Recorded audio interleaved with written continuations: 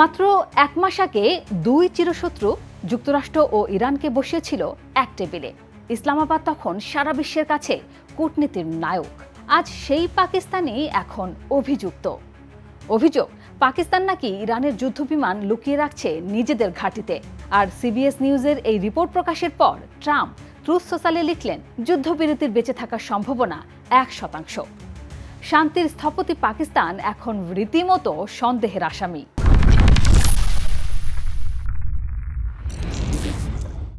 রাওয়ালপিন্ডির একেবারে গা ঘেঁষে নূর খান বিমান ঘাঁটি। সম্প্রতি সিবিএস নিউজ জানালো, এই ঘাঁটিতে আশ্রয় নিয়েছে ইরানের সামরিক বিমান। কারণ একটাই, মার্কিন হামলা থেকে বাঁচা। শুধু যুদ্ধ বিমান নয়, আছে RC-130 রিকনেসেন্স বিমানও, যা গোয়েন্দা তথ্য সংগ্রহের বড় হাতিয়ার। পাকিস্তানের পররাষ্ট্র মন্ত্রণালয় পরের দিনই বিবৃতি দিল, রিপোর্ট বিভ্রান্তিকর, অতিরঞ্জিত। ইসলামাবাদের ব্যাখ্যা, বিমানগুলো এসেছিল 11 এপ্রিলের কূটনৈতিক বৈঠকের লজিস্টিক সহায়তার অংশ হিসেবে, যেদিন প্রথমবার মার্কিন ও ইরানি কর্মকর্তারা মুখোমুখি হয়েছিলেন। পাকিস্তান আরও বলল, মার্কিন বিমানও এই ঘাঁটি ব্যবহার করেছে। তাহলে শুধু ইরানকে ঘিরে প্রশ্ন কেন? কিন্তু ওয়াশিংটন এই যুক্তিতে গলছে না। এই রিপোর্ট আসার আগেই অবশ্য ট্রাম্প একটা বড় চাল চেলে রেখেছিলেন। ইরান রোববার পাকিস্তানের মাধ্যমে একটা শান্তি প্রস্তাব পাঠিয়েছিল। প্রস্তাবে ছিল হরমুজ প্রণালীতে ইরানের পূর্ণ সার্বভৌমত্বের স্বীকৃতি, সব নিষেধাজ্ঞা প্রত্যাহার, মার্কিন হামলার ক্ষতিপূরণ, জব্দ সম্পদ ফেরত। আর পারমাণবিক প্রশ্ন, সেটা পরে দেখা যাবে। ইরানের পররাষ্ট্র মন্ত্রণালয়ের মুখপাত্র ইসমাইল বাঘাই বললেন, এটা যুক্তিসঙ্গত ও উদার প্রস্তাব। কিন্তু ট্রাম্প সে প্রস্তাবকে বললেন ময়লার স্তূপ। তবে ইরানের ভেতর থেকে একটা অদ্ভুত সংকেত এলো। পার্লামেন্ট স্পিকার ও প্রধান আলোচক মোহাম্মদ বাঘের ঘালিবাফ সোশ্যাল মিডিয়ায় লিখলেন, আপোষের প্রশ্নই নেই। বাহিনী যে কোনো আগ্রাসনের জবাব দিতে প্রস্তুত। একই সময়ে তেহরান বলছে আলোচনা চাই, আবার বলছে আপোষ নেই। অর্থাৎ ইরান আসলে কি চাইছে সেটা পরিষ্কার বুঝতে পারছে না পশ্চিম। মূল যুদ্ধটা আসলে পারমাণবিক ইউরেনিয়ামকে ঘিরে। ওয়াশিংটনের একটাই দাবি, 60% পর্যন্ত সমৃদ্ধি করা ইরানের ইউরেনিয়াম মজুদ সরিয়ে ফেলতে হবে। কারণটা স্পষ্ট, 60% মানে অস্ত্র গ্রেডের দোরগোড়ায়।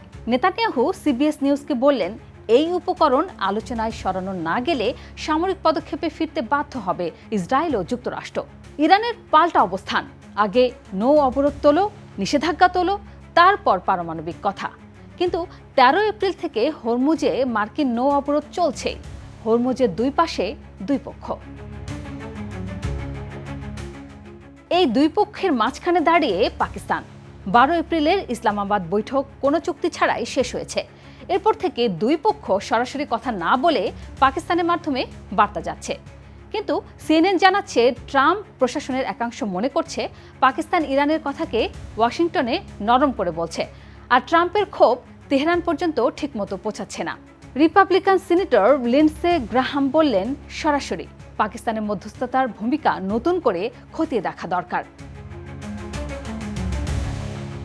ইউনিভার্সিটি অব লাহোরের সিকিউরিটি অ্যান্ড পলিসি রিসার্চ সেন্টারের উপপরিচালক সৈয়দ আলী জিয়া জাফরি বলছেন, পাকিস্তান যা করেছে তা প্রত্যাশার চেয়েও বেশি। দুই শত্রুপক্ষকে একই ছাদের নিচে বসানো এটা কম কথা নয়।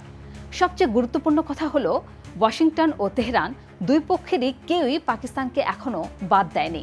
এটাই ইসলামাবাদের শক্তি, কিন্তু এটাই তার দুর্বলতাও।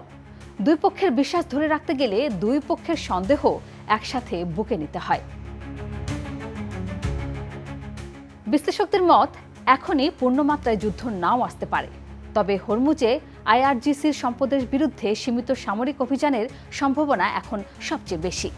এক ধরনের নিয়ন্ত্রিত চাপ, যাতে ইরান পাল্টা পদক্ষেপ নিতে গিয়ে আরও কোণঠাসা হয়ে পড়ে। মার্কিন জ্বালানি মন্ত্রী ক্রিস রাইট ইতিমধ্যে হরমুজ খুলে দিতে সামরিক বিকল্পের ইঙ্গিত দিয়েছেন।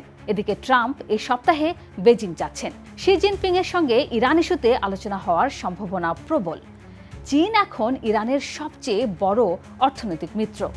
গত সপ্তাহেই ইরানের পররাষ্ট্রমন্ত্রী আরাকচি বেজিং ঘুরে এসেছেন। বৃহস্পতি ও শুক্রবার ভারতে ব্রিক্স পররাষ্ট্রমন্ত্রীদের বৈঠকে আরাকচির পাশে থাকবেন সৌদি আরব ও মিশরের পররাষ্ট্রমন্ত্রীরাও। সংকটের সুতো এখন আর শুধু ওয়াশিংটন তেহরানে আটকে নেই। বেজিং, ইসলামাবাদ, নয়াদিল্লি, রিয়াদ সবার হাতে একটু একটু করে এই সুতো। সাবেক কাতারি প্রধানমন্ত্রী Sheikh Hamad bin Jassim Al Thani সবচেয়ে কড়া কথাটা বলেছেন। তার মতে হরমুজকে যুদ্ধের হাতিয়ার বানানোই এই সংঘাতের সবচেয়ে ভয়াবহ পরিণাম। যুদ্ধবিরতি হয়তো আসবে, কিন্তু এই সংকট যে কোনো যুদ্ধবিরতির চেয়েও বেশি দিন টিকবে। ট্রাম্পের মতে 1% বেঁচে আছে যুদ্ধবিরতি। সেই 1% আসলে কতক্ষণ টিকবে সেটা এখন দেখার বিষয়।